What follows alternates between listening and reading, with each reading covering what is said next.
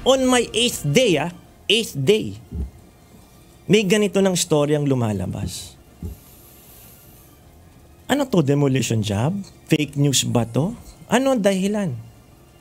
Isang demolition job, ito ang nakikitang motibo ni Presidential Communications Office o PCO Secretary Jay Ruiz sa ginagawang pagpapakalat ng isyung nagmamay-ari siya ng isang media firm na nakakuha umano ng mahigit 200 million pesos na kontrata mula sa Philippine Charity Sweepstakes Office o PCSO. Nangyari umano ito bago siya muupo bilang kalihim ng PCO. Giit ni Secretary Ruiz, hindi siya ang nagmamay-ari ng nasabing media firm, kundi kinuha lamang siya bilang authorized representative sa isang joint venture agreement sa PCSO. I never owned a single share of Digital 8. So maliwanag po yan. Ang ikinalulungkot ko lang dito po ay, alam mo, napakabigat po ng akusasyon. Ito nga yun nandito siya. Sabing ganun dito, parang tumama sa loto. Jay Ruiz Company bags 206 million contracts from PCSO. Ayon sa PCO Secretary, pinag-isipan niya na magsampa ng kaso laban sa anyay nagpapakalat ng fake news. Ngunit nagdesisyon siya na iatras ang planong ito. I was contemplating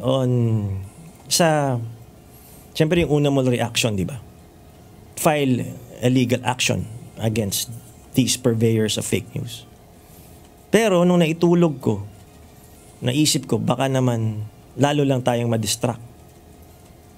Madistract tayo sa focus na ano ang kinakailangan gawin bilang Presidential Communications Office.